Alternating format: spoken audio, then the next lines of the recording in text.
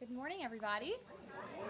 Thank you for joining us early today. We have a very busy day, so we wanted to kick off the week right this morning after a great trip last week. It's good to see all of you back in Washington. This afternoon in the Rose Garden, President Trump, alongside First Lady Melania Trump, will sign the Take It Down Act into law. First Lady Melania Trump was instrumental in getting this important legislation passed. The Take It Down Act will protect victims of digital exploitation, hold internet platforms accountable by requiring them to remove such imagery from their platforms, and provide justice for victims by allowing prosecutors to go after those who publish non-consensual explicit images online. The First Lady met with members in the House and the Senate, survivors and their families, and advocates throughout the process to get this bill across the finish line. We are grateful for the First Lady's hard work and dedication to this issue. And moving forward, she will continue to champion the well-being of our nation's children through her Be Best agenda. I know the President looks forward to signing that bill into law later this afternoon, and we will see you all there. In other news, the One Big Beautiful Bill passed the House Budget Committee last night, bringing it one step closer to final passage. The One Big Beautiful Bill is perfectly named because it represents a once-in-a-generation opportunity to deliver on the Make America Great Again agenda responsible for President Trump's landslide victory on November 5th. The America First policies in this bill are the reason why Republicans currently have the majority in Congress right now. Passing this bill is what voters sent Republicans to Washington to accomplish. And that's why it's essential that every Republican in the House and the Senate unites behind President Trump and passes this popular and essential legislative package. This bill will be the single most pro-small business, pro-family, and pro-American worker legislation ever.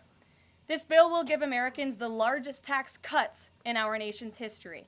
When Republicans pass the bill, Americans will be keeping more of their hard-earned money and taking home much bigger paychecks.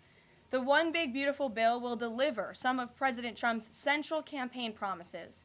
No tax on tips for our hardworking waiters, waitresses, and service workers.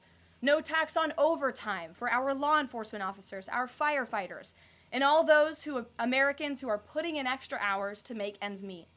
And a large tax deduction on interest payments for Americans who purchase American-made cars. Despite desperate Democrat lies, the biggest beneficiary of this tax cut will be working-class Americans and their families. Americans earning between $30,000 and $80,000 per year will pay about 15% less in taxes after this legislation is passed. And according to a brand new paper from the White House Council of Economic Advisors, the average family with 2 children's take-home pay will be up to $13,000 higher because of the increase in wages and reductions in tax obligations. The CEA study also said that the average overtime worker receives a tax cut of roughly $2,000. Again, this is great news for our nurses, our police officers, and all those who work overtime to make ends meet across our country.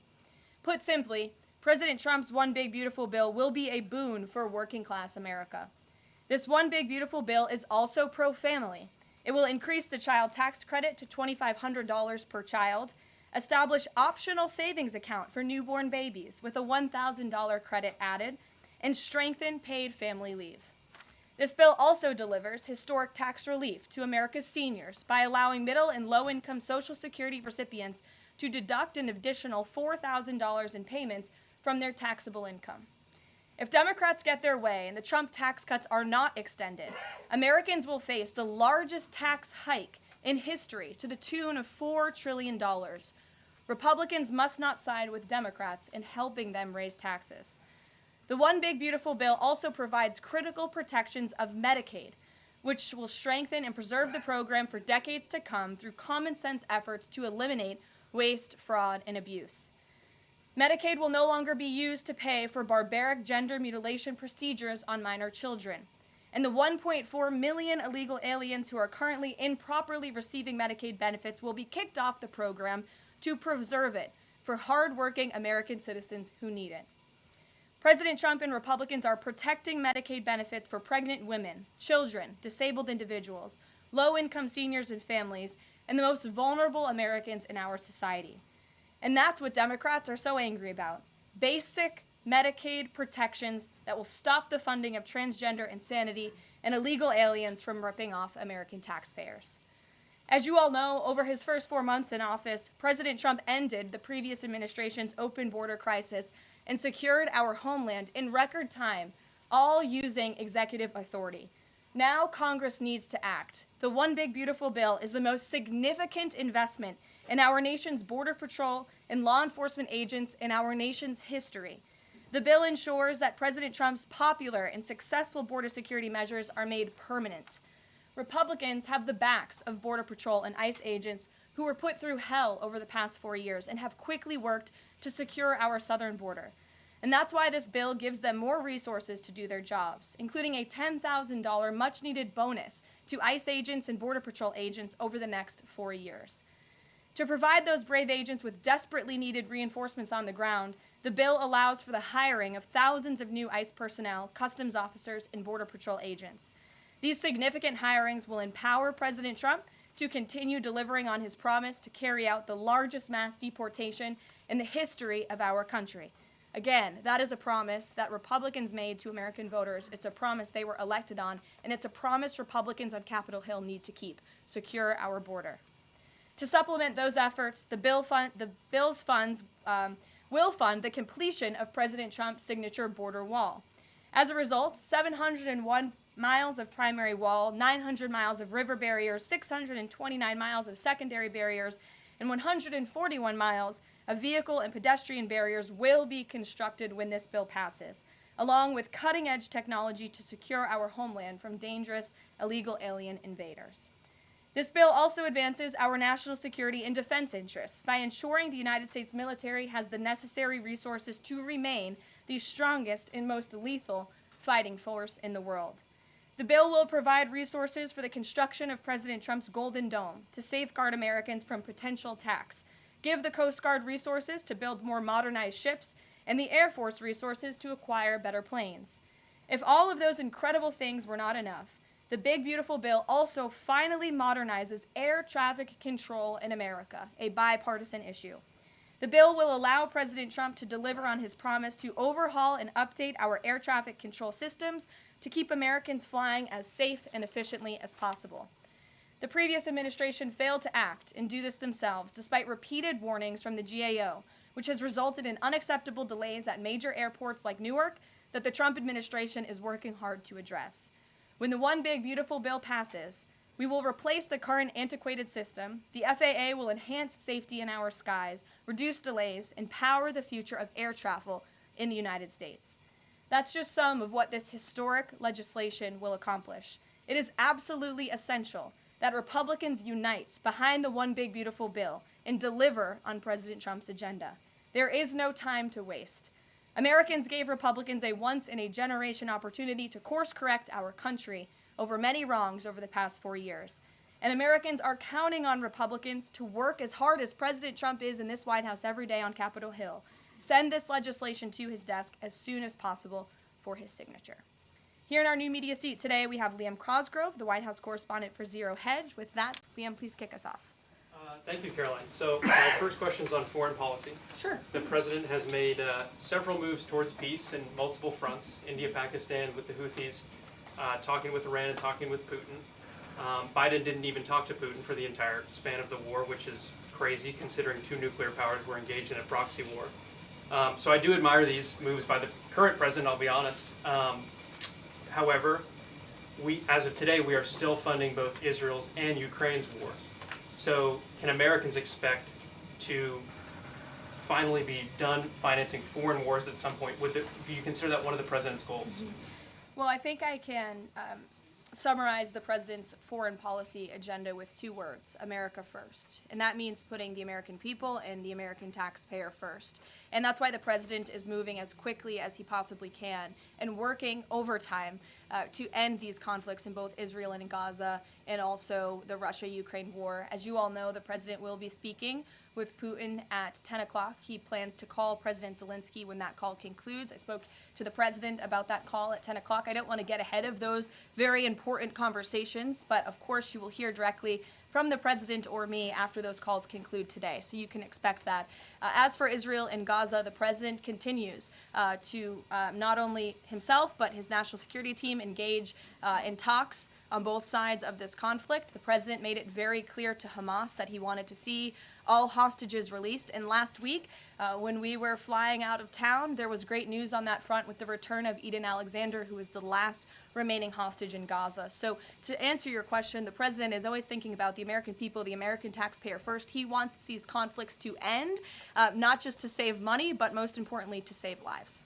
Thank you. And my only other question for you is, so over the weekend, President Trump posted Truth Social a video highlighting what most people call the Clinton body count, which is the strange number of suicides that seem to happen in Clinton circles.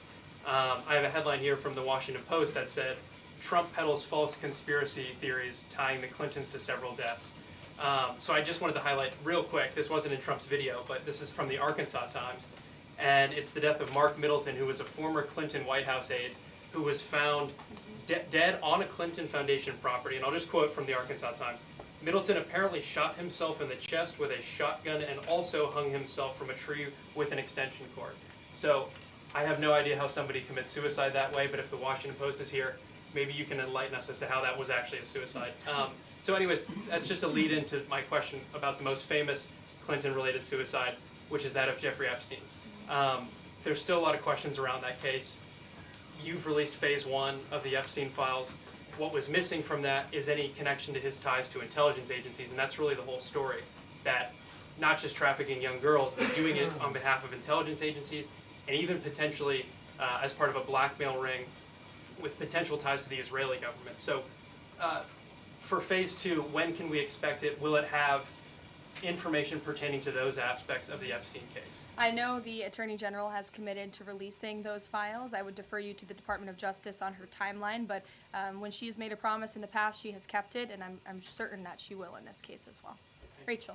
Thanks so much, Caroline. Sure. The president set a 2-week deadline for Ukraine and Russia to negotiate a deal. That time is now up. Does the president intend to set a new deadline on this call with President Putin? And how much longer is he willing to give these talks? Yeah, I don't want to get ahead of the specifics of the conversation the president will be having with President Putin in less than an hour this morning. But he has made clear throughout the entirety of this conflict, since he inherited it from Joe Biden. Don't forget, this is a war that began because of the previous administration's incompetence and weakness, and President Trump is working very hard to fix it. He has made it clear to both sides that he wants to see a peaceful resolution and a ceasefire as soon as possible. But as for specifics on a timeline, I won't get ahead of the president. And just on the goals for this call in particular, is the goal to get Putin to agree to a ceasefire? Is the goal to lead to some sort of in-person negotiations with Putin and the president? Well, I think, again, we'll see how the call goes, and the president has made it clear his goal is to see a ceasefire and to see this conflict come to an end. And he's grown weary and frustrated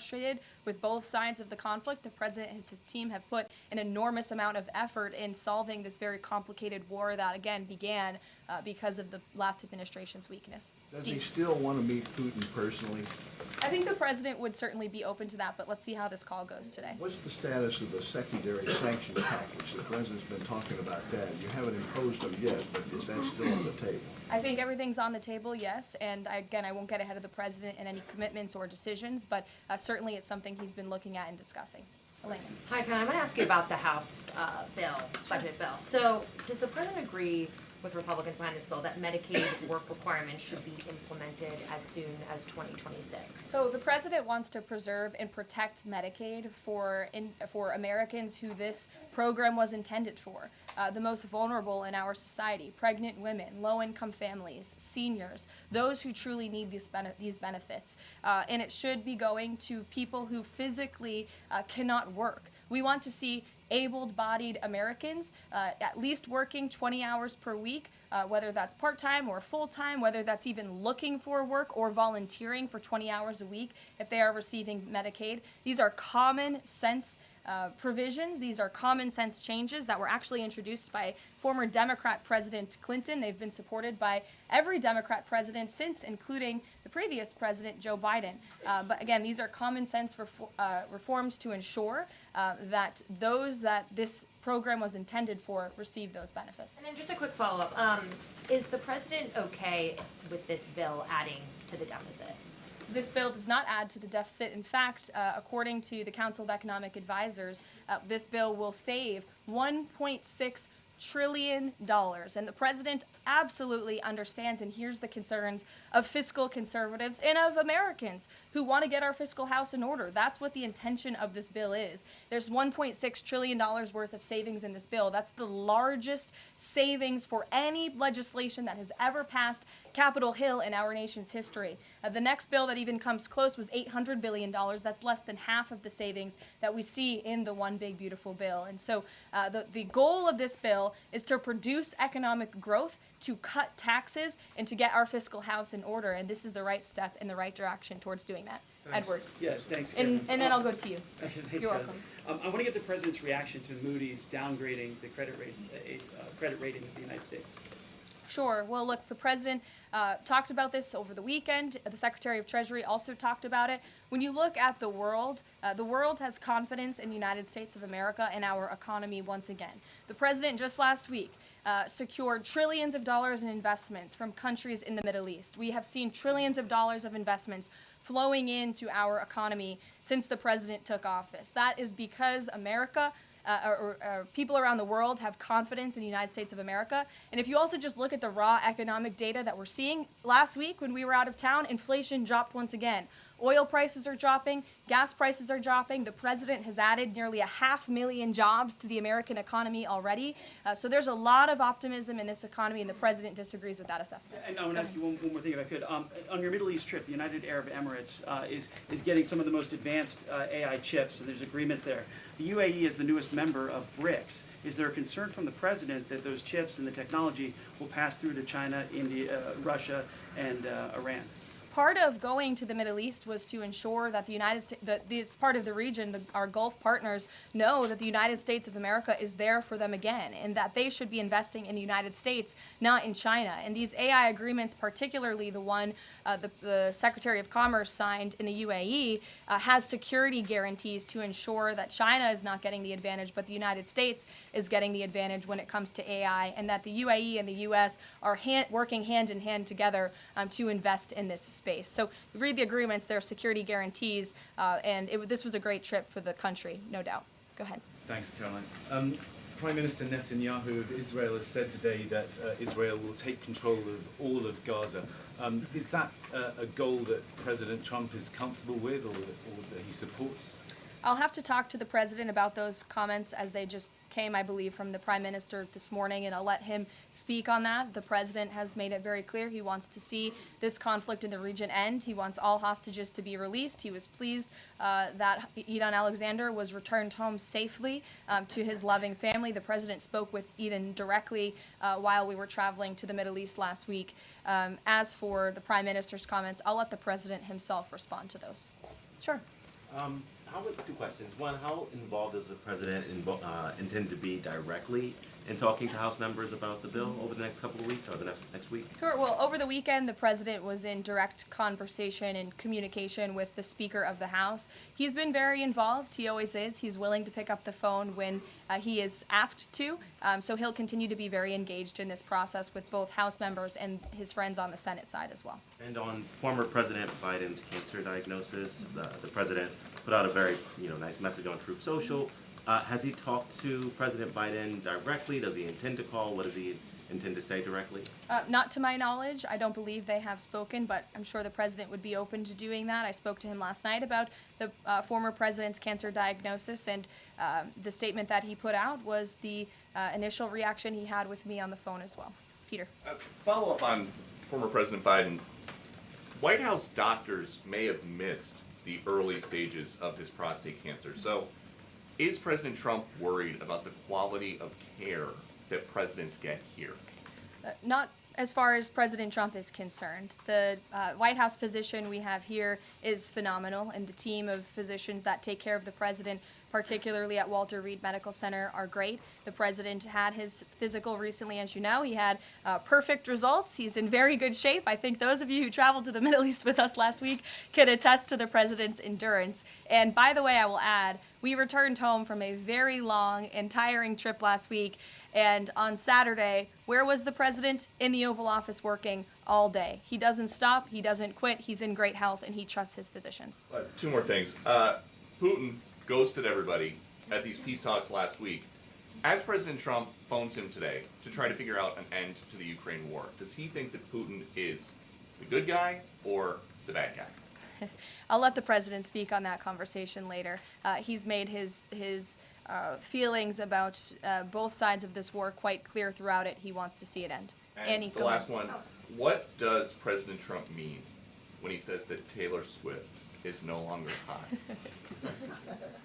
Look, he is speaking about Taylor Swift's political views and how perhaps it has impacted the support of the American public for her work, and I will leave it at that. Annie, go ahead. Thanks so much, Caroline. I'm just going back one more time to the White House Medical Office because there seems to be some question about this with regard to President Biden's screening. Can you say whether or not President Trump is screened for prostate cancer as part of his physical? To the best of my understanding, he is, but we can certainly check in with the White House physician and go back and look at that physical report. And then just one other question.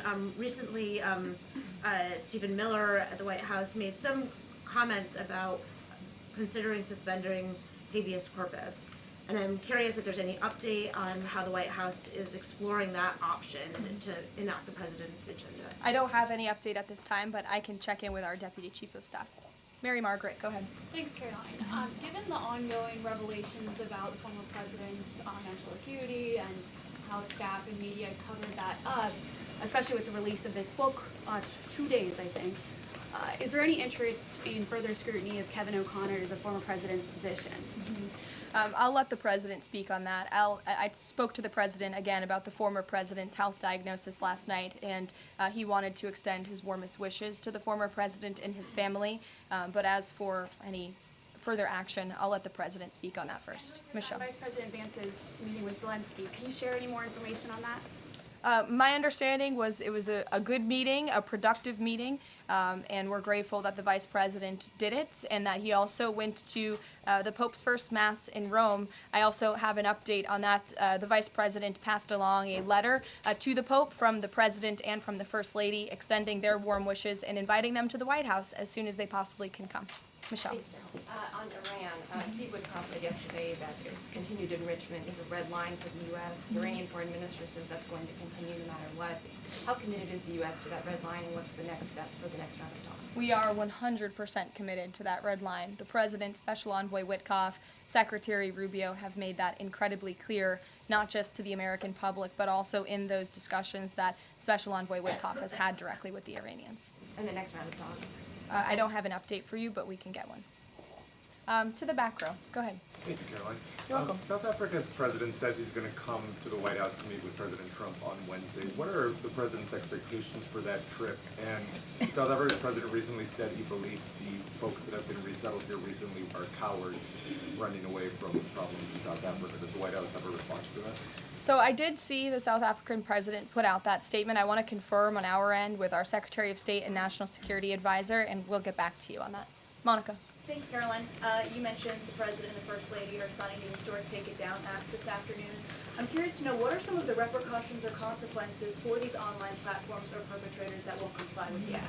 Well, what this bill does, it takes the initial step to ensure that prosecutors are able to take down, that's why it's called the Take It Down Act, platforms that are allowing this sexually explicit content on their platform. So it gives them more leeway to go after them as they see fit. But as for specific repercussions, I would defer you to the Department of Justice of how they plan to implement this bill once it is signed later today. Brian. Yes, thank you. You said in your opening statement you talked about this MAGA baby savings account. Exactly how would that work? Who would be eligible for it? I'm assuming women would be eligible for that. Yes, so one of the provisions in the One Big Beautiful Bill, as I said, this is a very pro-family piece of legislation. Not only does it increase the child tax credit, but it also includes MAGA baby savings accounts for children that are born before January 1st, 2024. under 8 years old, U.S. citizens, and have at least one parent with a valid Social Security number. And when this tax provision becomes law, the child, if the parents seek to do this, will be set up with a savings account. Essentially, it's a 401k for a newborn baby. And child's relatives, their parents, can contribute up to $5,000 per year of after-tax dollars annually to that account. And then later in the baby's life, at age 25, savings account holders can withdraw up to the full balance of the account. Upon reaching 30, the account holders can access the full balance of the account for any purpose desired. So it's a great initiative for new parents, new mothers who want to set up this savings account for their children. Ouija. Thank you, Caroline. President Trump and his top economic aides have repeatedly said that Americans will not pay the cost of tariffs. In fact, last week, Lutnick said people have to drop the, quote, silly arguments that consumers would pay the cost. But over the weekend, as you know, the president posted that Walmart should eat the tariffs and not charge the value customer anything. I'll be watching, and so will your customers. So does he acknowledge that if companies don't absorb the full cost, Americans will have to pay? Well, first of all, the CEO of Walmart made those comments about the tariffs on an earnings call where CEOs, I believe, are legally obligated to give the most dire warnings and forecasts to their investors and stakeholders. The reality is, as the president has always maintained, Chinese producers will be absorbing the cost of these tariffs. And that is why China was so quick to hustle to the negotiating table with the United States of America. They need our markets, they need our consumers, and I would again point you to the inflation report that came out last week showing that inflation is declining in large part because energy prices are dropping across the board in this country because of the president's robust energy agenda that he has taken since January 20th. So the president is committed to ensuring that prices remain low for American consumers, and he maintains the position that foreign countries will absorb these tariffs. What does he mean by "I'll be watching" to Walmart? He'll be watching, seeing what they're doing. Jennifer. On the gift plane from Qatar, 3 things. Is there a timeline for the U.S. receiving that plane? Do you know how long it will take to retrofit the plane to presidential standards? And thirdly, has the intelligence community, security folks, have they weighed in on whether that plane can actually be secured to presidential standards? I'm glad you brought up this question because I was watching the American press spew a lot of misinformation about the plane donation last week when we were abroad. Let's be very clear. The government of Qatar, the Qatari family, has offered to donate this plane to the United States Air Force, where that donation will be accepted according to all legal and ethical obligations. It will be retrofitted to the highest of standards by the Department of Defense and the United States Air Force. This plane is not a personal donation or a gift to the President of the United States. And everyone who wrote that last week should go and correct their stories because this is a donation to our country and to the United States Air Force. As for a timeline, because it is the United States Air Force that is accepting the plane, I would defer you to them for specifics because the President, frankly, has nothing to do with it. It's the Air Force's project to take on. Sure. Elizabeth. Thanks so much, Caroline. Did the president call fiscal conservatives who were hesitant to vote for the big, beautiful bill? And if so, what did they say? What did he say? I don't reveal the president's private discussions unless he gives me the liberty to, but he has been engaged in this process. He spoke to the Speaker of the House, and he will continue to make those phone calls if it's necessary for him. Sure. Thank you, Caroline. I'll go to both of you. Go ahead. Thank you. Any updates on Greenland? Will the president be making any trips, and do we have any details you can share with us? I don't have any future foreign trips to read out for you. We just returned home from one. But the president maintains the reasoning for Greenland's strategic purposes in the Arctic, and he continues to remain committed to the idea of obtaining Greenland in whatever means we can to advance our national security interests in the region. Sure. Thank you, Caroline. I have a question. Was Lebanon part of the discussions during the Middle East tour, and did you meet with any Lebanese representatives? To my knowledge, the president did not meet with any representatives from Lebanon, although he did talk about the election that they recently had there and how he hopes that Lebanon can come to a more peaceful place in their country and that we drive out Hezbollah, Iranian-backed Hezbollah proxies in Lebanon to ensure peace and prosperity in that country and also for the greater Middle Eastern region. And I would just add to that before I wrap up, because the president's call will begin in a few minutes. The president's historic tour to the Middle East last week truly reset our foreign policy agenda in that region. I think actually, in fact, the Washington Post had a headline, President Trump remakes U.S. foreign policy in the Middle East. And that's absolutely true. He took a courageous and bold step to lift sanctions on Syria. He strengthened our ties with our Gulf partners, and he put Iran into a very difficult position because the United States of America is back. And I will summarize the president's trip with an anecdote that I heard directly from a member of one of the foreign delegations. I asked him how hopeful their country was when they learned President Trump won the election. And he told me when President Trump won the election, it was like the lights turned on in a dark room. For the past 4 years to the rest of the world, America was dark. We were unresponsive. We did not pick up the phone. We did not return calls. All of that has changed under the leadership of this president, and I think the world saw that last week with this historic and wildly successful trip, and the work continues. The president will be speaking to President Putin at 10 a.m., and we'll have a readout for you after that call, and we'll see you in the Rose Garden at 3 o'clock. Thanks, guys. Thanks, Karoline. Thank you, Karoline.